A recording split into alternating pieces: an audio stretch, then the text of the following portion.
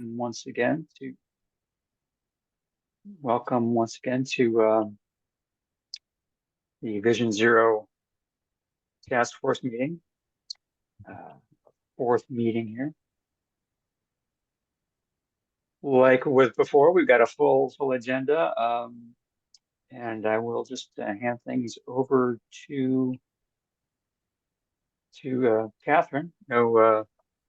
No announcements here at the outset, but we'll talk about a couple of things at the end. So let's hand it over to Catherine. All right. Well, welcome everyone. This is our fourth task force meeting. So just a quick agenda overview. So we'll just provide a quick recap of our past meetings because, those were so 2023. We'll give an update on public engagement. We've had some great discussions related to the policy benchmarking. So we'll talk through those. We will be looking for some feedback on some of the potential action items. So we'll kind of give you a couple of heads up so you know when we'll be asking for feedback. And then we're starting to think about pairing countermeasures with some of the high injury network locations. So we're going to talk through what that process looks like, and then how we might prioritize projects. And then we'll provide an update on the Safe Streets and Roads for All grant. We should be hearing any day now about the next notice of funding opportunity. So just want to make sure that everybody's up to speed on that. So there will be a number of opportunities for some discussion and for you all to provide feedback. So in the agenda packets, there were summaries and highlights of the prior task force meetings. So we won't really go into all of the detail of what we discussed at each of those. But really, the primary goal of our first meeting was to provide an overview of Vision Zero and the safe system approach, and then review all of the key tasks that we would be completing as part of the action plan. And then during the second task force meeting, we shared the preliminary high injury network and did a deeper dive into the regional crash trends. Some of the key takeaways there were that crashes that result in a serious injury or fatality are more likely to happen on high-speed, multi-lane roadways where there's a lot of competing demands on the function of the roadway, including accommodating transit and providing direct access to land uses. During our third task force meeting, we discussed the preliminary results of a policy benchmarking as well as some potential crash reduction goals, with the goals that will be adopted by each local jurisdiction rolled up into the regional goals. So we're expecting that at the regional level, we'll be setting a target date of 2050 for zero fatalities and serious injuries. But we really want to think too about interim goals and how we're going to get there and how we're going to mark progress. So as I mentioned, more detailed information and a link to those past recordings were provided in the meeting summaries if anybody missed those. Since we last met at the end of November, a lot of engagement activities have gotten underway. So I'm actually going to hand it over to Mike to provide a brief overview of the various key activities. And then at the end, we'd love to hear from others that might have been doing things in your community, just any feedback that you might have, any key takeaways, or any sort of updates on engagement activities that you're thinking about doing in this second half of the project phase. So Mike? All right. Thank you, Catherine. Yeah, so a very successful event that we had back in December was our big media kickoff right on the heels of our December 13th board meeting. We had 5 of the English language and 1 Spanish language broadcast TV outlets there to cover that. We got over 25 minutes of on-air coverage. And then we got a good deal of additional coverage afterward, both from print and broadcast. So we really got good penetration on that. As part of that, getting the word out through English, Spanish, and Haitian Creole.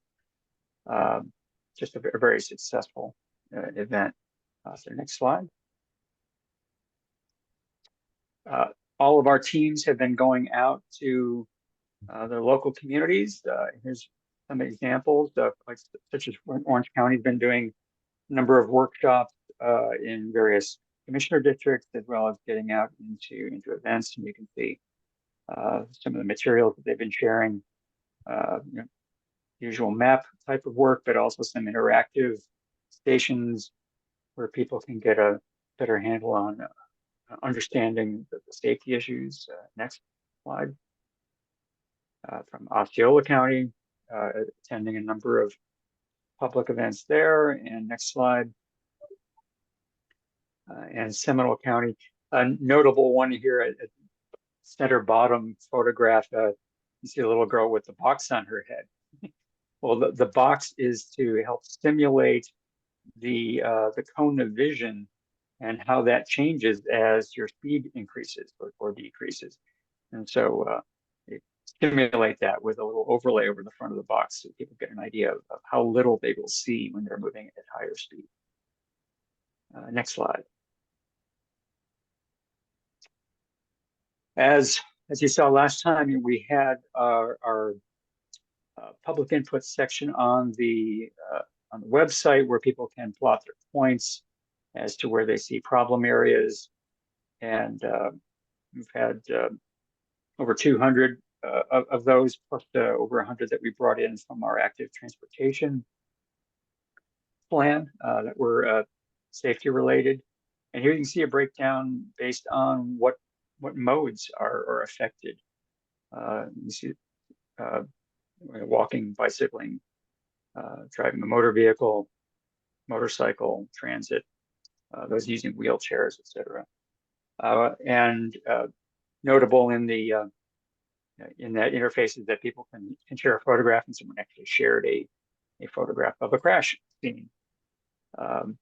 So we're getting good feedback from this, and so what this allows us to do is not only capture all of this on a regional basis, but because it's all plotted on a map, it's easy for us to share them with the local governments, so they have they can get the items that are specific to their jurisdictions.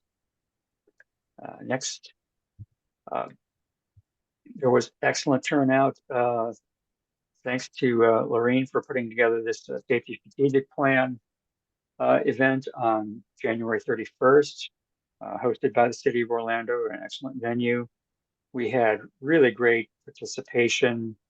The morning sessions with law enforcement and education and the community were, I think, were really strong. And then the main room in the afternoon was overflow. There was that much interest in it. So I think we got a lot of great discussion, feedback that FDOT will take, and they're then going to the other MPOs in the region. And end of this month, then they'll have all of that collected, and we'll get back together and talk about what the findings were from throughout the district and how we can all continue to advance this effort. Next. Other things in the works that's available on the Hub site. There's the elected officials guide. So that's gone out to all elected officials in the 3-county area. So even reaching the ones who don't normally get too involved in MPO efforts, they'll be getting this as well. And so it helps them to understand not only what Vision Zero is, but more importantly, what is their role in helping to advance it. Number of new things on the Hub site as well. High injury network fact sheets, some additional trend analysis, and then a fun kids activity book. Well, it's been completed. It's going in the process of being printed, and so that will be available in the middle of March.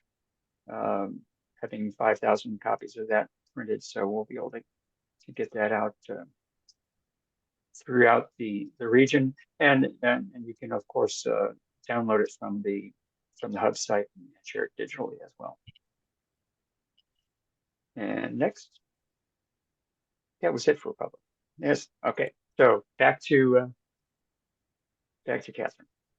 Yeah, so Lorraine, I saw that you turned the camera on. Was there anything you'd like to add about the safety summit or any key takeaways? I thought it was a great conversation that we had at our various tables.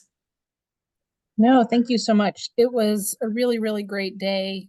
We got so much input throughout the day. There was the afternoon session, but there was also a morning session with law enforcement in our schools. And then midday, we met with advocacy groups and other members of our CTSTs, and then the various committees from Metro Plan. And I think it really showed that there is a desire and a passion within, the Metro Plan Orlando area to get to zero. And so that was really encouraging. Not that I didn't believe that necessarily, but I think just everybody showing up really just showed that we want to get there. And I think the Central Florida Safety Strategic Plan paired with all of the efforts from Metro Plan with the action plans is really going to be great. So thank you. Great. And then just wanted to open it up if there's any other jurisdictions that wanted to share any key highlights or takeaways from events that you've had. I know there's been a number of commissioner workshops in Orange County and throughout the region.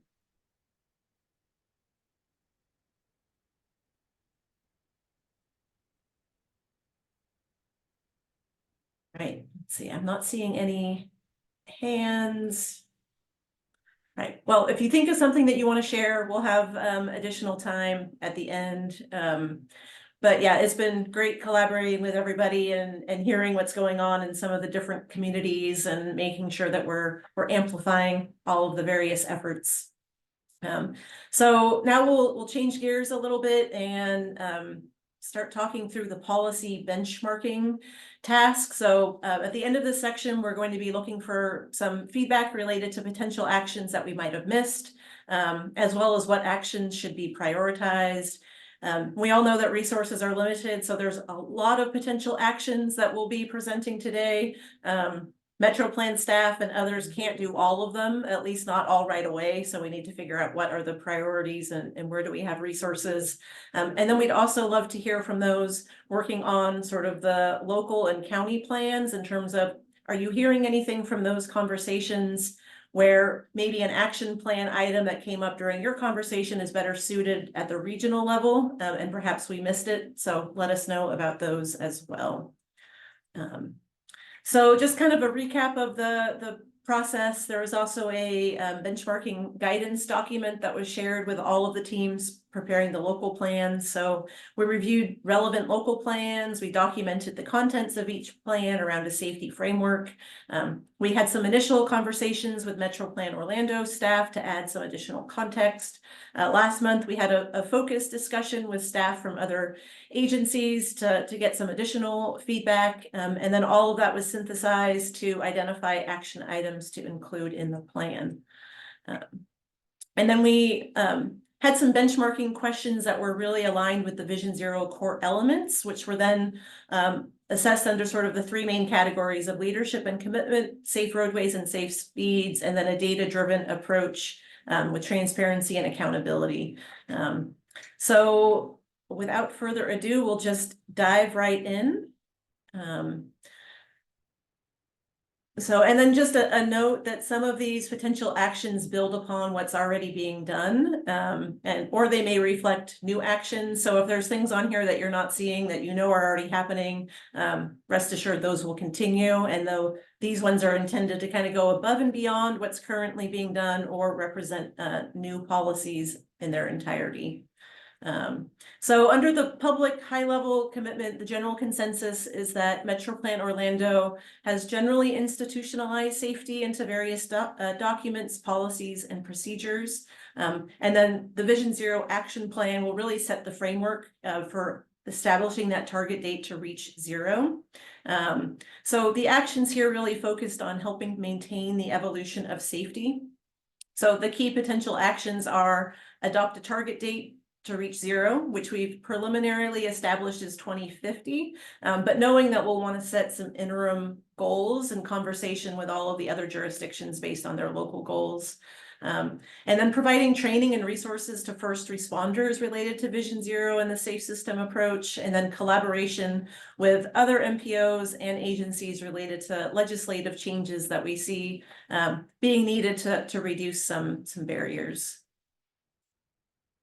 And then lastly, really creating some additional structure around the evolution of this task force, which was originally the Vulnerable Roadway User Group. So just making sure that this continues as a forum to share information, share ideas, share best practices, and what's working and what's not working. So I'll kind of pause at the end of each sort of the 10 core element sections just to see if there's any initial questions, comments, conversation. Because I know there's a lot people might forget if we get too far down the list. All right. So the next category is under authentic engagement. So the discussions we had sort of centered around the public participation plan and how engagement practices have been evolving within Metro Plan Orlando, and how people are provided with an opportunity to engage with Metro Plan Orlando and the various processes, and then also an understanding of who the typical target audience is. So some of the potential action items include understanding what community-based organizations are present in the region that might be aligned with Vision Zero, and identifying how those organizations can be better involved in the planning and implementation process. And then we acknowledge that many Metro Plan Orlando meetings are set during regular business hours to accommodate the schedules of those in local agency governments. That could be a barrier to some that want to participate. So perhaps asking some questions the next time there's a public survey, really making sure that people are provided multiple ways to engage. And then we also heard that there's a wait list to join some of the committees. So exploring if there's other avenues to get people involved, sort of without having to wait so long on a wait list, just to increase diversity of those who are involved in the process.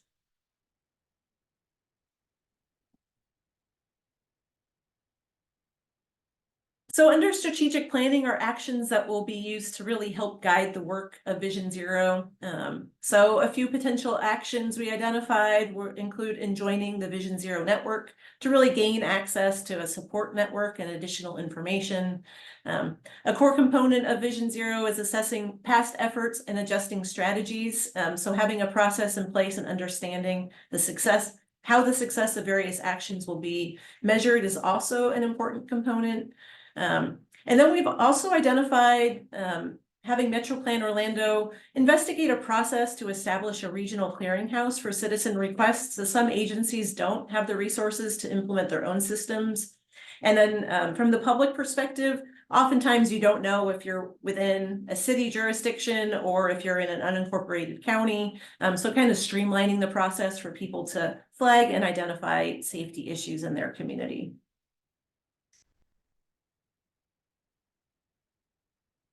Under the strategic planning lens still, sort of best practice guidance on how local agencies can incorporate safety into the development review process. And then really looking at how additional transportation system performance measures that align with the goals of Vision Zero could be incorporated into various planning processes. Providing some safe routes to school evaluation and implementation assistance.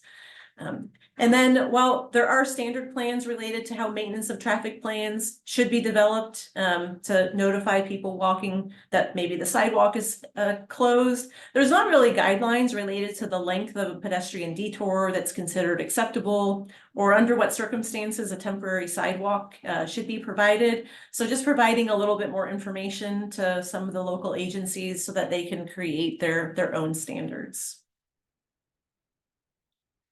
Under project delivery, potential actions include alignment with the 2050 MTP, which just kicked off, and then incorporating better descriptions of safety elements in projects into the MTP process.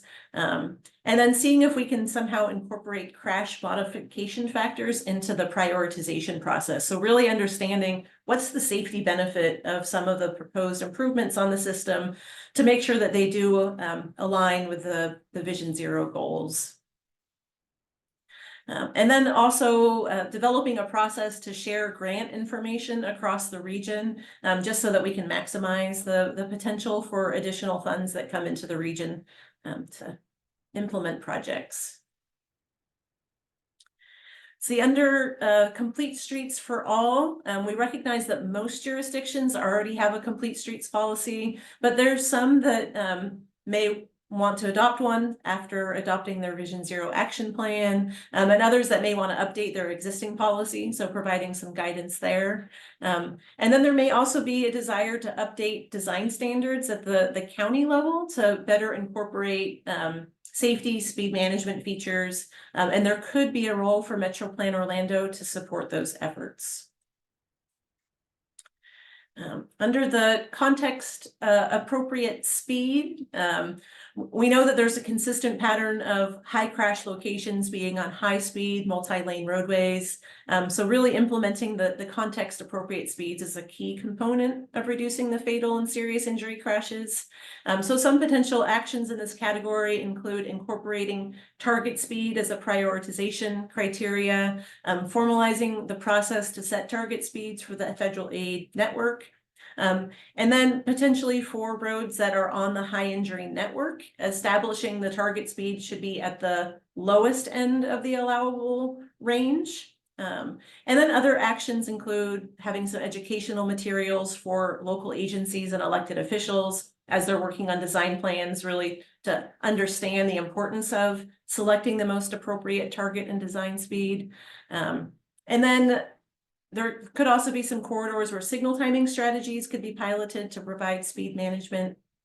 And then also wanted to note there's efforts underway through the Institute of Transportation Engineers and the Federal Highway Administration to incorporate kinetic energy transfer into the incorporation or identification of safety countermeasures.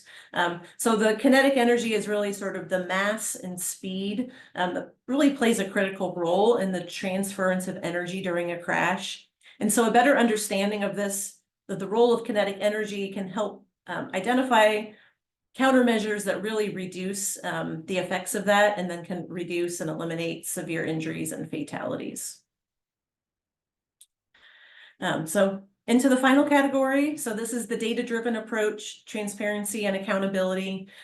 So in this, it's really the equity-focused analysis actions. So really focused on the transportation disadvantaged communities, as well as perhaps a better understanding of the fines imposed for traffic-related offenses, determine, are they working, are they not? We've heard from some of our conversations with law enforcement that in some instances, they're seeing tickets and offenses getting thrown out at courts, or, dockets being pretty full. And so, just making sure that the judicial system and the fine structure in place is providing that right level of deterrence. And then the next category includes being proactive and implementing strategies on a systemic basis. So some potential actions here include having MPO staff participate in relevant safety coalition meetings, serving as a clearinghouse for regional location-based data to ensure consistency amongst data sets.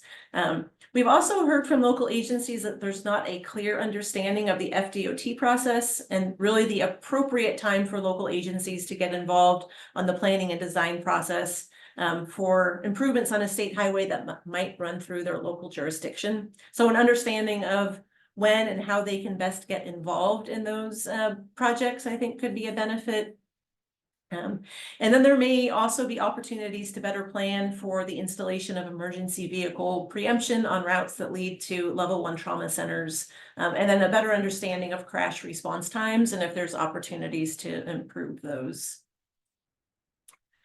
And then there's also a proposed action to update the crash dashboard on an annual basis, providing some reporting on findings and assessing progress. One of the core elements is really to see what's working, double down on that, see what's not working, and pivot to other strategies that might be more effective. And then the last actions fall under really evaluating what we've done and then adjusting those strategies. So developing a process to conduct before and after studies for certain projects could really help us build a regional database of effective strategies. And then a better understanding of where crashes may be underreported could help inform future strategies and be proactive. And then some formal guidance on pilot projects could also help the region. So that was a lot of information. So we've got a couple of discussion questions here. And then just encourage folks to go to the Mentimeter chat as well if you want to document your feedback. But really want to, are there things that are missing from the potential action item list that we should be adding? Anything coming out of those local plan discussions? Anything that perhaps we should eliminate from the plan? And then sort of, what do you all think we should be prioritizing?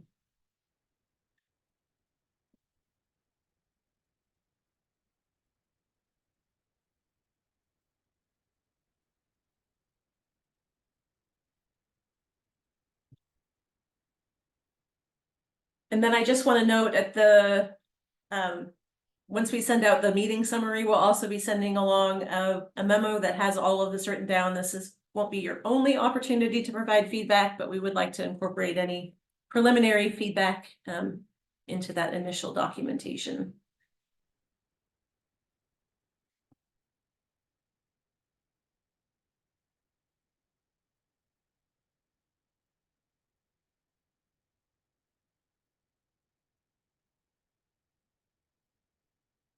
Alrighty, I'm starting to see a couple of things show up on the Mentipoll, so thank you for that.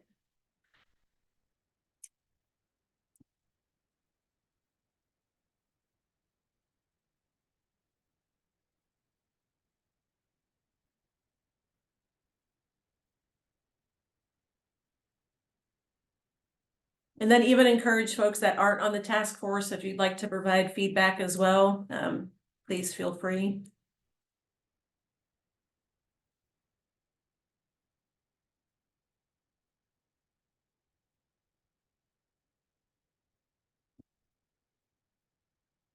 Mike, Adriana, while we wait for folks to type in their feedback, was there anything you wanted to add?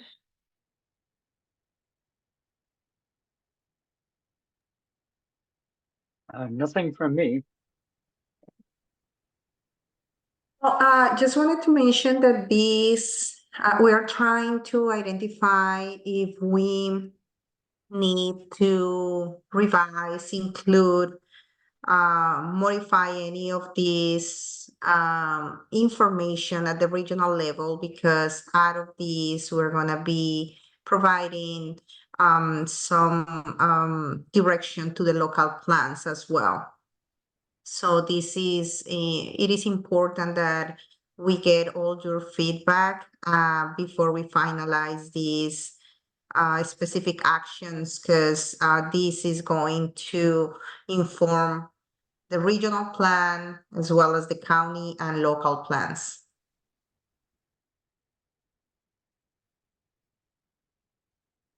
All right, it looks like Josh. So I've got a question. Maybe we're just a little bit behind on the local planning effort potentially.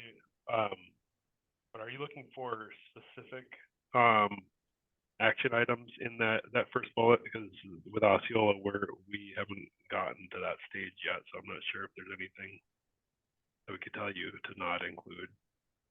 Okay. Yeah, and I think here it's sort of, we know from having done some of the local conversations, what came out of that was like, oh, this isn't really an individual city may not have the resources for something, but at either a county level or the regional level, it makes a lot more sense. So we're just trying to have an understanding if we're missing anything or if there's, just missed opportunities, because we're not involved in all of the conversations quite yet. Okay.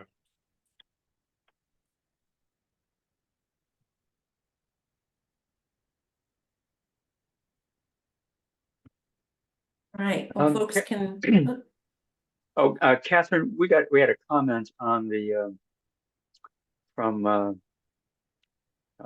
Robin McGee from the city of Eatonville, town of Eatonville, saying that they had a team from EPA come to visit and collaborating on R2P2. I'm not familiar with that. But anyway, they're identifying safety issues on Kennedy Boulevard west of I-4, and so they're comes asking, how will Vision Zero Task Force assist us and advocate for Orange County to change the plan to reduce the design speed from 40 to 35 and incorporate walkability and bikeability? yeah, and I mean, I think there'll be some policy language within the regional plan that then can be echoed in some of the local plans related to, you know, the connection between target speed, roadway context, and really who you're wanting to have use the roadway. So I think there'll be some good policy framing in the various plans to help with that effort. Yeah, sounds like an interesting project. Yeah, there is yes, there is a follow-up comment.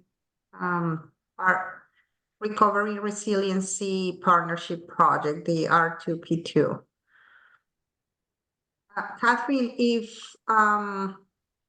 based on the timeline and the schedule for the regional effort, if task force members after the meeting have any additional feedback once they have had the opportunity to go through the entire presentation, do you think we have some time that we can identify like a timeline, maybe a couple days, maybe next week, that we can still incorporate these into the regional effort? I think there's still plenty of time. We're, you know, kind of jumping ahead on the schedule, but we're aiming to have a draft action plan ready for everybody to review mid-April timeframe. So we'd love to have all of the feedback, you know, incorporated so that so an initial document can be available for all of the jurisdictions to use as a starting point. But I imagine there's going to be wordsmithing, fine tuning all the way up until board adoption. So there's still time, but we just want to make sure we're not missing any big things at this point in time.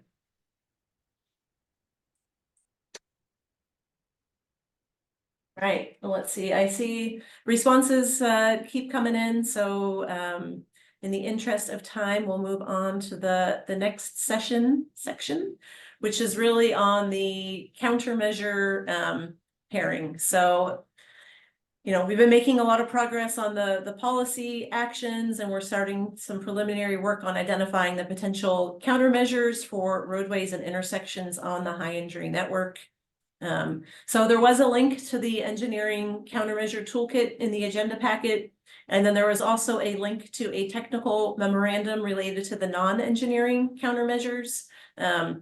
So the non-engineering countermeasures are really framed around each of the core elements of the safe system approach, with strategies under safe road users like public information campaigns, and then under safe speeds, potential countermeasures such as include speed limit setting. And then under safe roads, and there's some potential strategies related to data and how to pilot projects, understanding that a lot of the engineering countermeasures also fall under the safe roads category. The post-crash care strategies could include things like traffic incident management. And then under safer vehicles, we talk about incorporating emerging technologies. So those engineering countermeasures, it's still in draft form, and we'll be adding them to the hub site along with the engineering countermeasure toolkit once that's been finalized. So within the engineering toolkit, we have information on over 100 engineering countermeasures, including the Federal Highway Administration's proven safety countermeasures. So for each of the countermeasures, we've compiled some key pieces of information, including how effective the countermeasure might be, and then what types of crashes the strategy most commonly addresses, and then what safe system strategy the measure falls under as well. And then where it's available, we've also provided the appropriate FDOT design manual or traffic engineering manual reference, as well as a range of costs. So this is not meant to replace sort of in-depth analysis. So really, this is just a sort of a desktop resource to help folks get started on things. So now that we've identified the high injury network, we have sort of some countermeasure guides. We will start to review the top 30 high injury network segments for potential countermeasures. So just a reminder on what our high injury network looks like. So for each of the top 30 regional segments, we're preparing high injury network fact sheets, so similar to what you see on the screen. So for each one, we'll have a summary of the crash statistics, including crash types, contributing actions and factors, a map of where the crashes that resulted in somebody being killed or severely injured occurred, and then other corridor information. And we're also in the process of identifying the overlap between the other high injury network segments. For example, this segment is also on the Orange County High Injury Network. So we'll be looking to set up a time to discuss with the Orange County team what their thoughts are on this segment, because we really want to complement each other's work. And then we're also looking at various work programs to understand what's in the planning stage for each corridor, and if there's opportunities to either incorporate additional safety features, or perhaps what's already planned really addresses the current safety issues. So while we still have some work to do on this front, our next steps include reaching out to other agencies involved. And then once we have the project list, prioritizing them for future project development and implementation. See, any questions on this process or comments?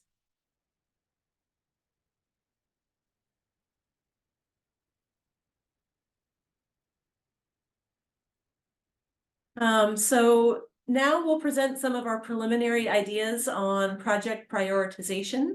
So there was a draft memo in your packet as well with some additional details. And then at the end of the section, there'll be another set of discussion questions so we can better document those results. So we've identified potential prioritization in 5 main categories. So equity, the safety history, the safety benefit, regional benefit, and then ease of project implementation.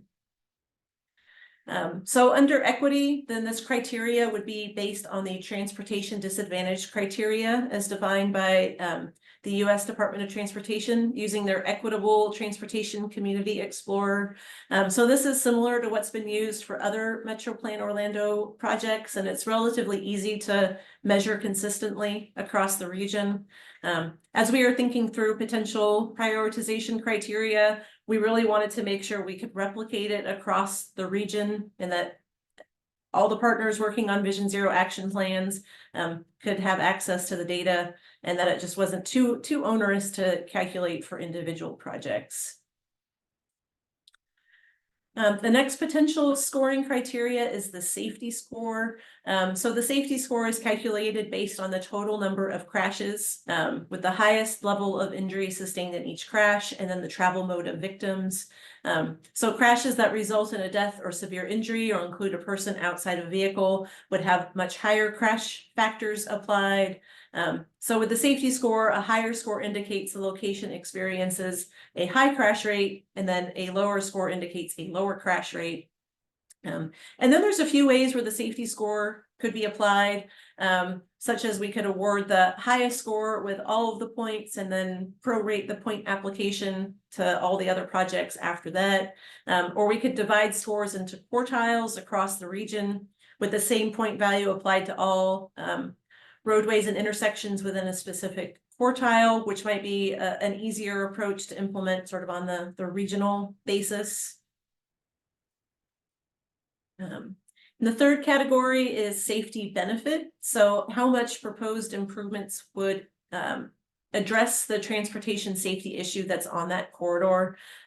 So this would help avoid funding projects that might rank high in other criteria, but don't actually include a significant safety benefit. Some of these criteria could be challenging to calculate. So I don't think the intention here is to include all 4 of these, but maybe We can have separate ones for corridors versus intersections.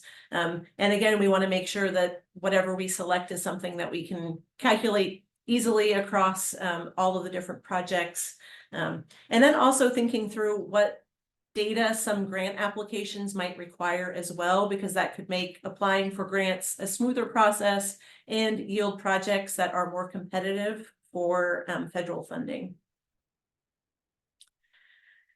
Another category is if there's a regional benefit. So if a roadway falls on multiple high injury networks, and I think there's a lot of different ways that we could measure regional benefit. So would love to hear any additional ideas. And then the final prioritization category is ease of implementation. So how easy and how quickly can we actually implement an improvement? Because we know the engineering countermeasures are only effective once they get built. So there may be some opportunities to make a lot of small changes on some portions of the community while those larger infrastructure projects are being planned and designed. So with that, open it up for questions and comments and other ideas, or perhaps some lessons learned. Laura? Yeah, just a quick clarification. The projects that will be prioritized are the countermeasures that come out of the high injury network analysis. Correct. Yeah. Okay.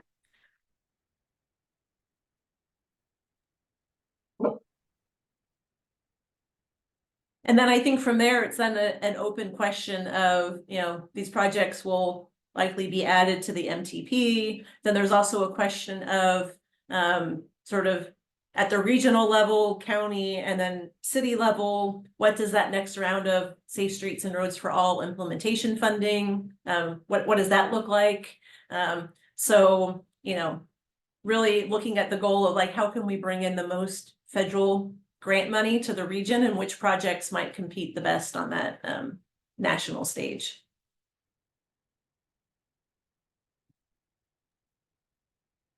For the safety prioritization, I'm having trouble wrapping my head around how the projects might get differentiated with that prioritization if they're all coming from that countermeasure list. So if we've already done the risk-based analysis and identified the countermeasures that connect to those crashes, the items you have on the safety, I think it's going to be hard to further prioritize from something you've already put a lot of analysis into. Yeah, that's a great point. And it's sort of already measuring something we've already measured. So we may end up maybe not including that, or perhaps I think we do have a question about the relative weight of each metric. Perhaps that just receives a very low weight. I think there's some options there. Patrick? Sorry, go ahead, Adriana. I was just want to mention that these criteria will be considered as part of the 2050 MTP that we're currently working on. And we're gonna have some discussions with the TAG, the Technical Advisory Group, later this year on that.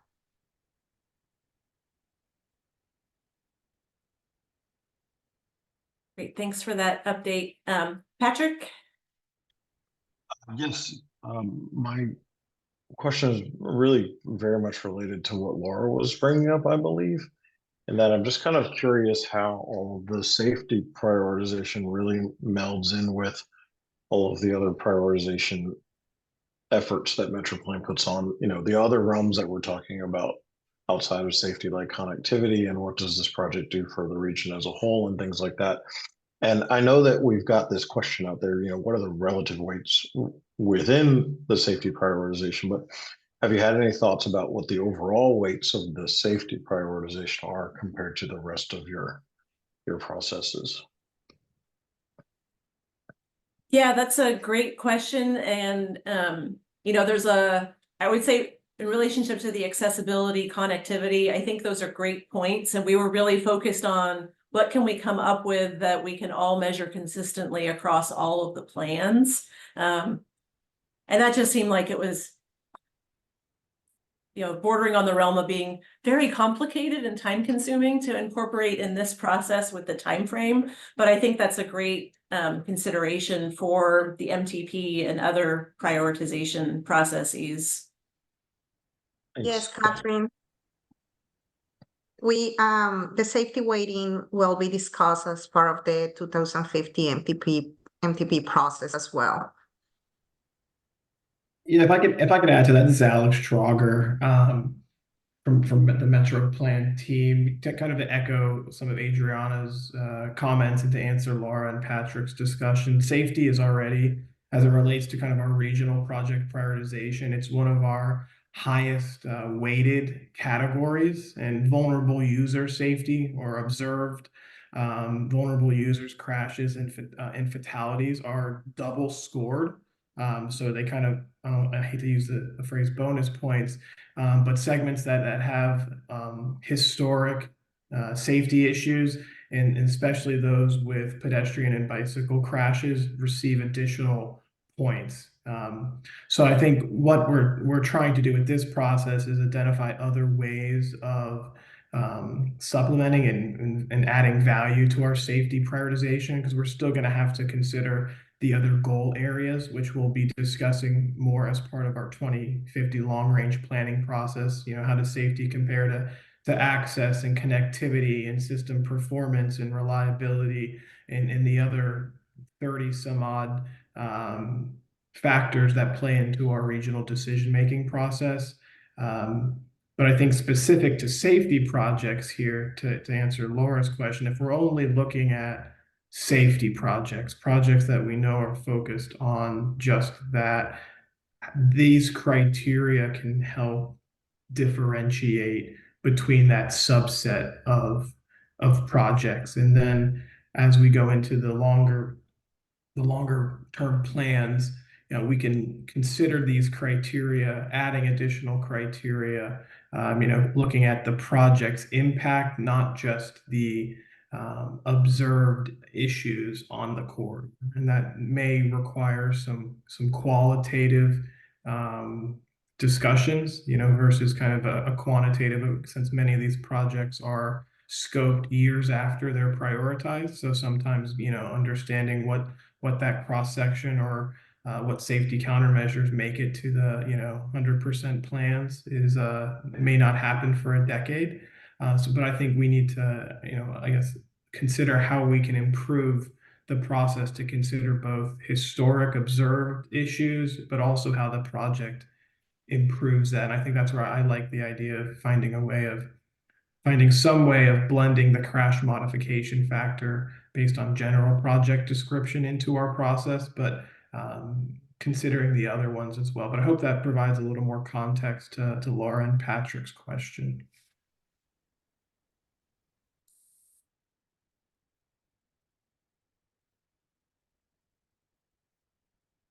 Yeah, thanks for that, Alex.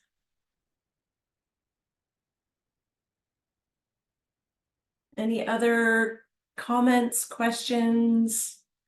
There was a question And then- from Lenny Barden. I unmuted you, Lenny, if you want. Thank you for that. Yeah, I just wanted to tell the group, one of the things that Altamont is doing is in updating our multimodal transportation element in our comp plan. We're actually changing from that level of service to quality of service, level of safety, where we're now trying to program our projects as we go through by considering safety as the first priority on a lot of these projects. The only other thing I wanted to add was considering or potentially making sure that all of our projects, not just our municipal projects, our county, our state, are actively trying to help with safety. I know that a lot of us are dealing with some projects now that we thought were going to be complete streets or road diets, but due to costs, now we're getting this great term I've heard, POP, pavement only projects, which kind of seems counterintuitive to everything we're doing. If we're only going to resurface a road and not look at anything, it's the opposite. It's like we're trying to do one thing, but we're being pulled in another direction. So I don't know the solution, and maybe someone in this group might have an idea. But that's just something I've seen come across on a lot of projects. And it's scaring me that they're not prioritizing the safety issues that we see. Thank you. Thank you.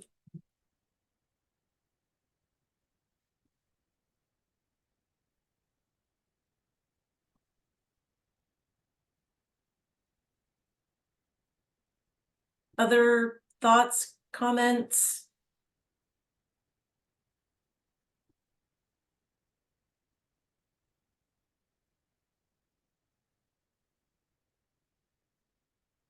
Right. Well, I think on the Menti poll, you can skip the other questions if you might not have answered them related to the action plans to get to the questions that we have about prioritization, just so we can kind of understand if there's ones that you think might be more effective or more appropriate. You know, we did kind of take some great care to make sure that the prioritization criteria wouldn't potentially have a disproportionate negative impact on a growing community such as Osceola County, where we know you're still doing road building, road widening projects. And we wanted to make sure that you can still get funding for safety improvements on those roadways, and what does that look like? So we wanted to make sure, you know, that was incorporated as well, but making sure, we'd love your feedback to make sure that that intent comes through clearly. And I would say, similar to the policy benchmarking, we're not starting to prioritize projects anytime soon. So there is time for some additional thought and feedback on this front.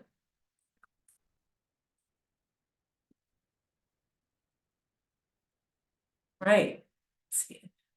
But Josh? I was gonna say that I really appreciate that you guys all putting that effort into taking into consideration our growing communities, and make sure that we don't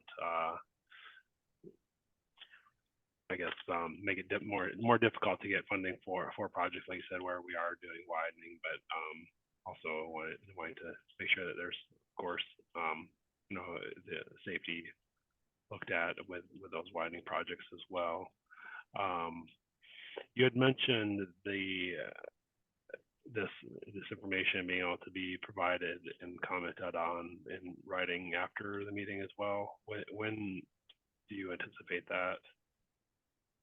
Well, we'll have the policy benchmarking information in the next couple of weeks, and then I guess maybe we can just set a deadline of maybe 2 weeks after we send that out to get any additional comments and feedback to incorporate.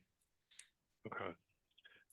Yeah, I definitely would like to look through the, like you said in the presentation, is definitely a lot of information to remember and recall which ones the prioritization metrics, but I think it would definitely be good to look at that side by side, and how that compares to our policies and procedures.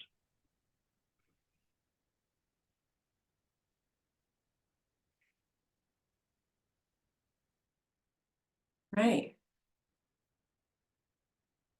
Well, I'm going to hand it over to my colleague, Christoph.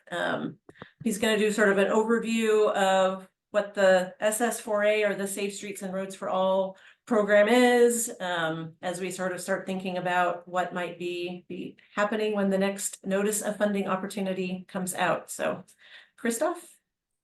Thank you, Catherine. Can you hear me? Yes. All right. Perfect. So as we approach the third cycle of this program, and I know most of you all are familiar with the SS4A program, so I'll do a quick recap of what it is, and then a postmortem of a sorts of what we've seen in the last 2 cycles, and as we move into the third cycle of this program. So the Safe Streets for All program is a grant program that was established under the bipartisan infrastructure law, with the goal to appropriate $5 billion over 5 years. The program funds planning, planning and demonstration and implementation projects. But there are limitations on who can apply and how many applications an individual jurisdiction can submit. There's also a limitation on 15% of funding that can be awarded to any one state. Next slide. Now, as you all know, there are two types of projects that can be funded under this grant program. There's the planning and demonstration grants, which communities can use to fund the preparation of their action plans, additional analysis, and to enhance an existing action plan. And also there's the implementation projects, which are generally larger scale construction projects. And some communities have been targeting along few corridors, while others are focused on high crash locations throughout the entire community. 2022 was the first grant cycle. Out of that grant cycle, Metro Plan Orlando was successful in preparing a grant that funds this process. 2023 was the second grant cycle, and from a local standpoint, the city of Orlando was successful in receiving $3.1 million to do some supplemental planning and demonstration activity. So the way it was originally set up was for the first two cycles, 40% of the funding was set aside for planning and demonstration projects, and 60% was for implementation. What ended up happening is that the funding for the planning grants failed to reach the limit for planning and demonstration projects, while the implementation funding was oversubscribed. So from our understanding, the allocation for planning and demonstrations will be reduced in 2024, while the implementation funds are going to be increased for 2024. Next slide.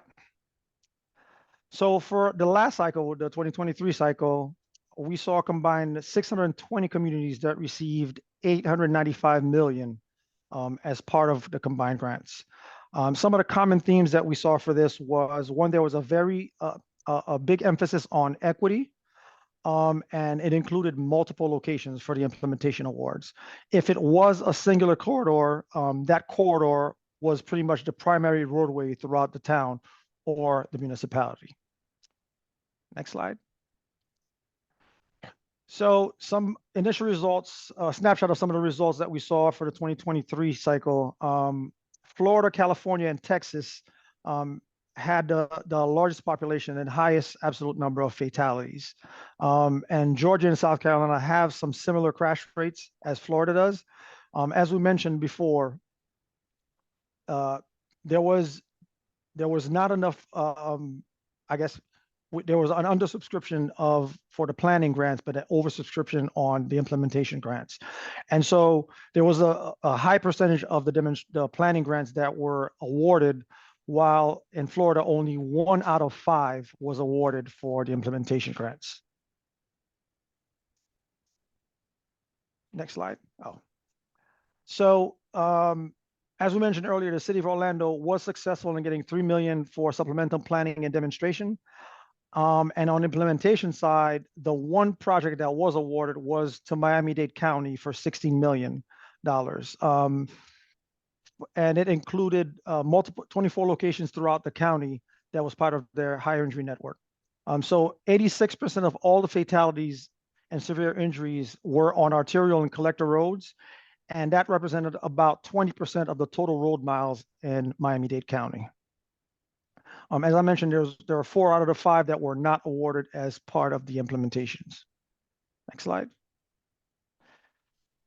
So similar to what we're anticipating as part of the next NOFO is similar to what the application requirements have been previously, where a 20% local match is going to be required. And from our understanding, existing crash history and a narrative is also going to be part of the documents to provide. For demonstration and implementation projects, there is going to be additional analysis to tie potential countermeasures to the crash history, and there's a cost estimate that's also required for this. Next slide. So as Catherine mentioned earlier, the NOFO is, I guess, supposed to be released in the next 7 to 8 days. And for what we've seen on pre-year cycles is that the applications are usually due approximately 2 months after the release of the NOFO. One thing to mention for the implementation grants is that the action plans need to be adopted by the time the application is due. So if with the NOFO being released earlier than anticipated, we wanted to discuss some of the potential application approaches that might be for the region and kind of jumping into some discussion on what anyone has on SS4A questions.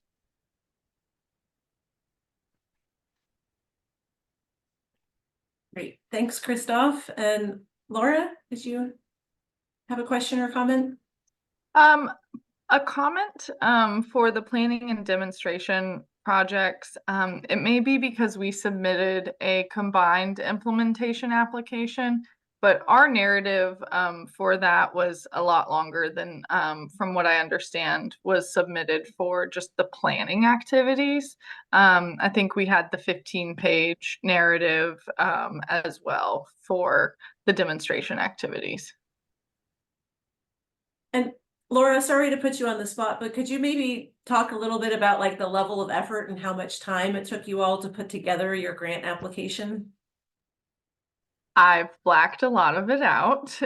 No, it was a pretty coordinated effort.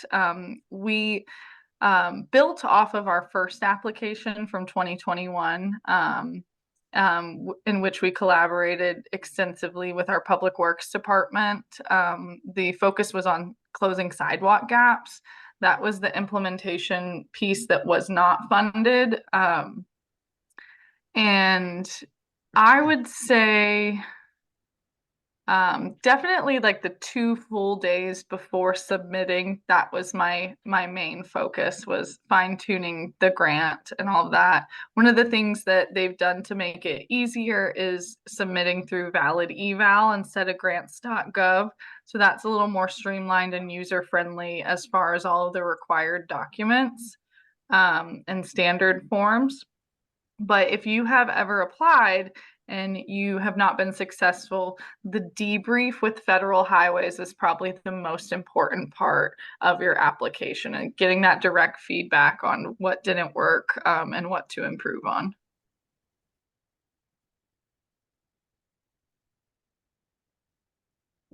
Kelly?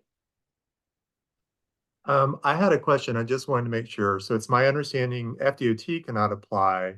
Is there anything that precludes local governments from applying and proposing improvements on a state road if that's part of the high injury network? You are not precluded from doing that. It's my understanding that you would just need a letter of support from FDOT saying that they're sort of on board with the proposed improvements.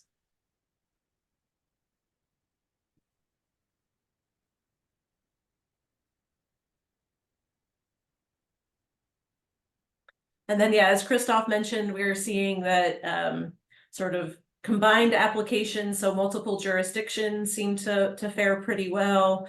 And then applications where it was sort of a lot of low cost, sort of high impact type improvements spread throughout a community. Those ones also seem to fare pretty well this last round of implementation funding.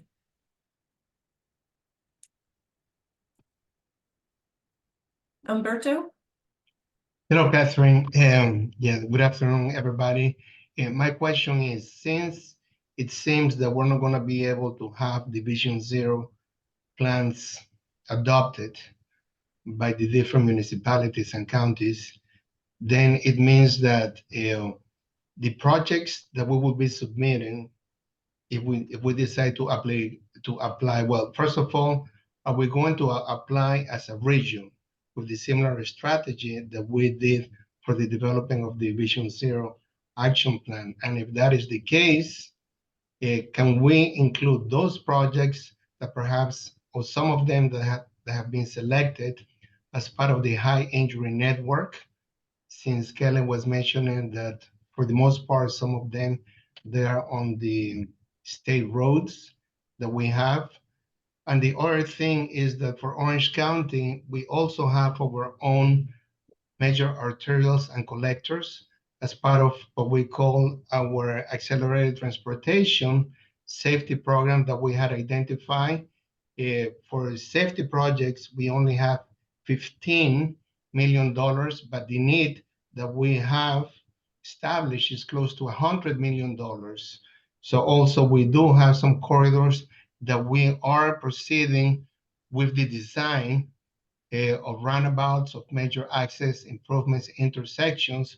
So maybe that can be also part of the solution. So just wanted to get a feeling if we are also going to be applying as a region, or we should just strategize and apply individually, or should we do both?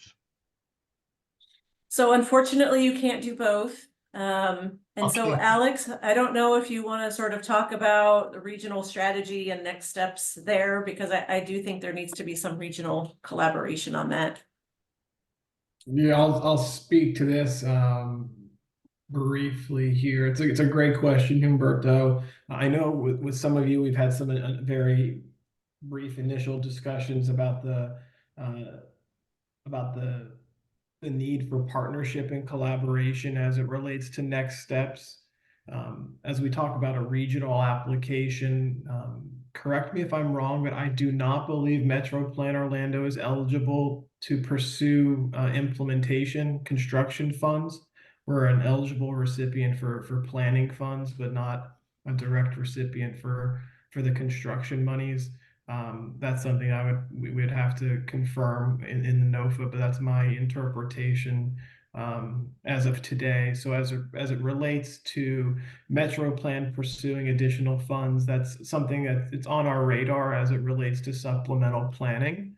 As Christoph mentioned, the planning and demonstration funds are undersubscribed. We met with the Volpe Center, DOT's research arm, a couple weeks ago, and they kind of clued us in on some strategy there, but also talked about how competitive the construction implementation grant is. And so to answer Humberto's question directly, I would like to see, and this is just a food for thought for the group, the potential for our counties to partner with their municipalities on high priority projects and to develop county-wide applications that would be the unincorporated and participating cities and towns. Or if there's a desire, for all to come together, we would just need to arrange how that grant would be implemented if the funds were awarded, just given the complexity of the administration of the grant.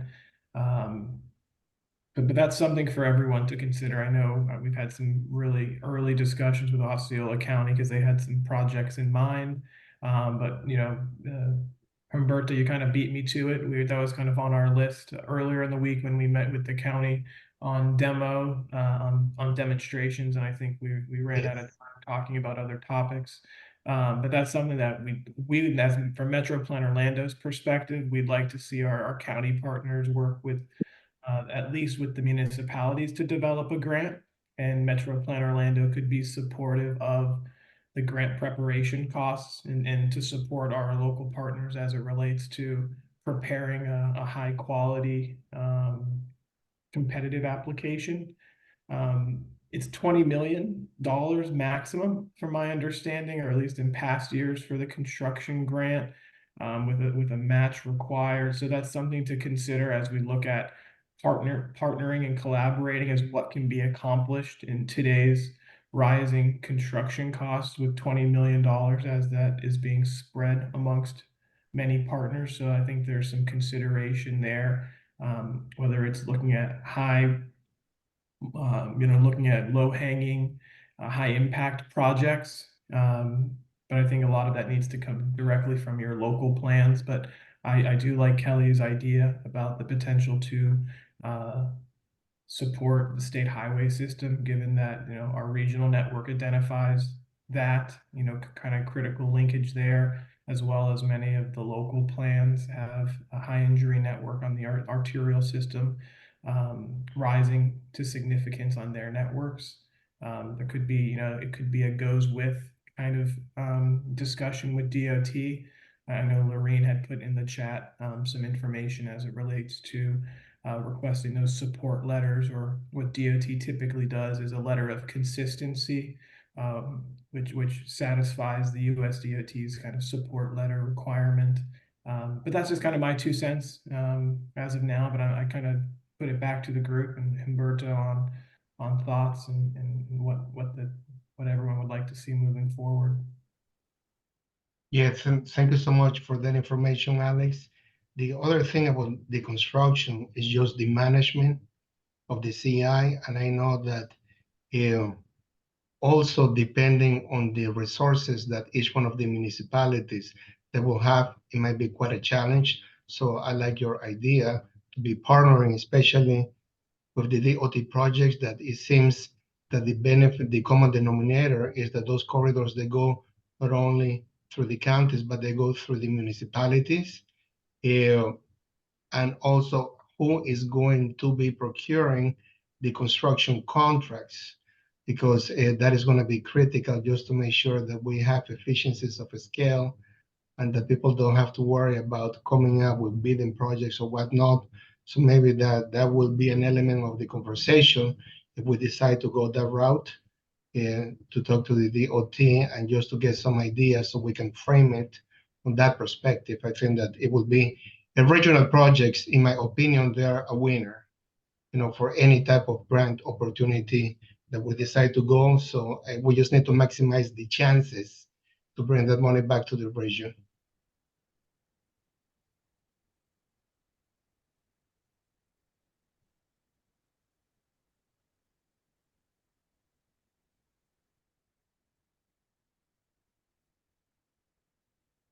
I think, you know, from the Metro Plan team's perspective, we have some marching orders there that, you know, I think Mike, you know, will be in coordination with the Orange County team to continue those discussions as it relates to kind of a partnership application. And similarly, Laura with Seminole County and municipalities, and Adriana can continue her work with Osceola and the municipalities to continue those discussions. I think we're going to need to start those early. I know we had some initial ones a couple of weeks ago, but now that the NOFA is imminent, having a general game plan before that comes out may ease and give us some direction. Kelly, I see you have your hand raised.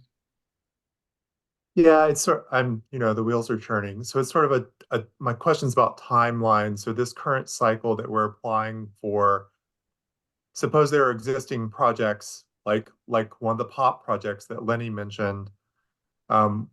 What's the ideal alignment of, like, so we're applying for SS4A implementation, and that should align with fiscal 26 project, or, you know, that's what I'm trying to get a grip on, what this current cycle versus trying to align that with a project that's in the work program. Yeah, that's a great question. And since the notice of funding opportunities coming out about 2 or 3 months earlier than any of us anticipated, and we don't know what the deadline is, we do need to have adopted action plans in order to qualify for the implementation funding. So that's kind of a sticking point there. I think there may be there's definitely opportunities to apply for additional planning grants and whatnot. So yeah, the timing kind of, I think, threw a lot of us for a loop. Alex, anything to add there? Yeah, I was kind of just 2 items, and I'll respond to Kelly's, I think, point directly. I think something for us to consider is, and for us to do the Metro Plan, Fair and Pierce team to do a little research following today's discussion, is how our region, you know, while we're doing a regional plan, 3 county plans, 19 municipal plans all at once, could, if structured properly, kind of as we're kind of landing gear down now, include enough of the city, county, and municipal content to satisfy the federal highway self-certification requirements for those implementation grant. If the projects in question are on the regional high injury network, or if the regional plan by some way could include those networks, or draft projects list to some degree to make them eligible. I know the regional plan has a little bit of a head start on the county and city plan, so that's a possibility of us kind of bringing in the regional plan in time for the NOFA. But I think that's something that we need to do a little research on. I can't guarantee that, but I think that could be a strategy that the regional plan could provide certification for our local governments to pursue. But let us follow up on that topic, and we'll follow up with our TAC partners. Kelly, to answer your question, some of that's going to be defined in the notice of funding opportunity. As it relates to planning funds, they typically show up in the year in which they are eligible to be spent in the year in which they're awarded. So if the application comes out, NOFA comes out this year, it would probably be fiscal 25 for year one. And those funds are often able to be pushed out into the future once the programming is set up. But we can talk more about that. I don't know if Laura or if anyone else has kind of had a federal discretionary grant. I know you all received some other funds, and maybe speak to kind of grant administering and deferring the funds to a future year. Yeah, I think from your SS4A grant from 22 to ours from 23, they have really sped up their timelines. We were awarded in December and received our grant agreement in January. So it was just a month before getting that agreement. So there's a lot of efficiencies at DOT right now for the program. So a year at the least for planning. And they're probably looking at a year to 2 years for construction.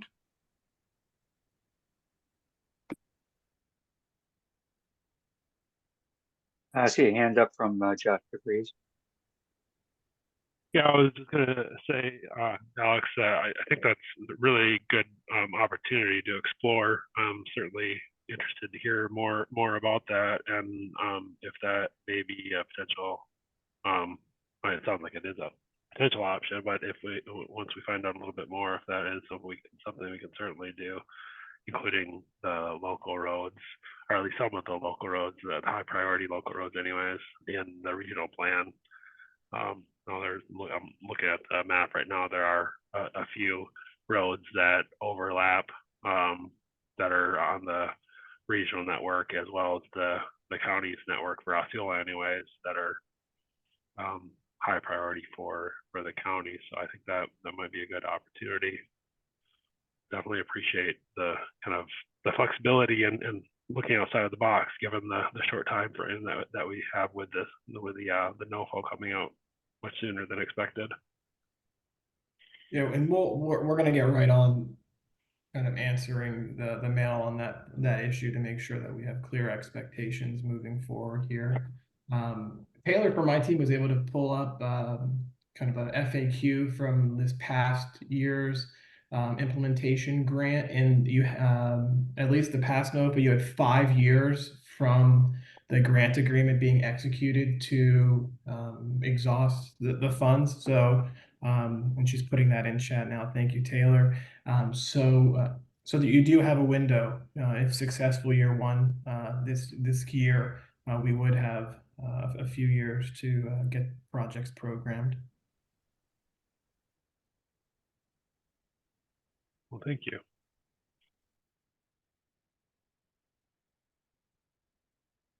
Right. Any additional questions or comments?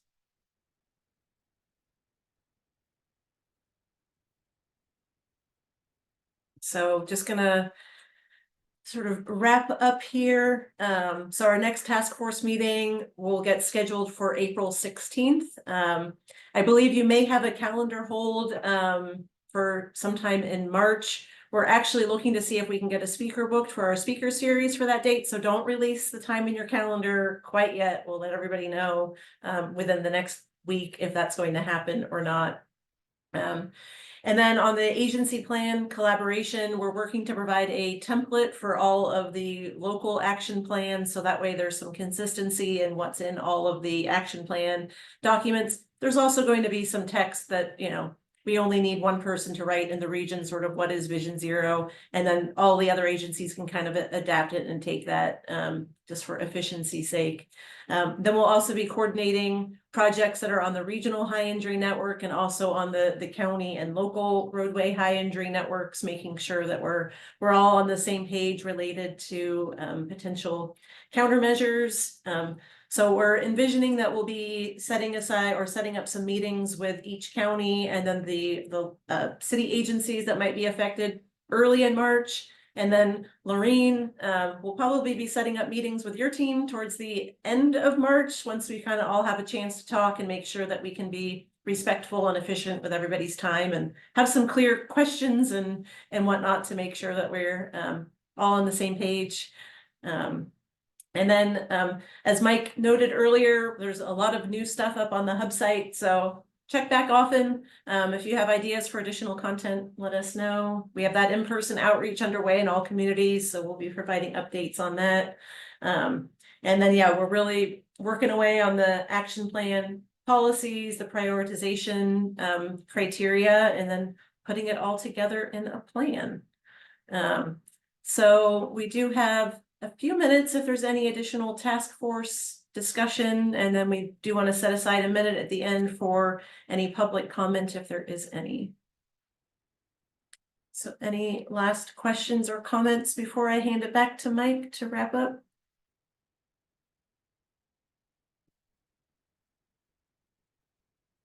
Hey. And Mike, I'll let you do any last wrap up, and now's the chance to make a public comment. All right, yeah, nothing more to add other than there are any members of the public listening in, you can use the the raise hand feature in the Zoom interface, or if you're using your phone, you can use *9, and we will unmute you and let you make your comment.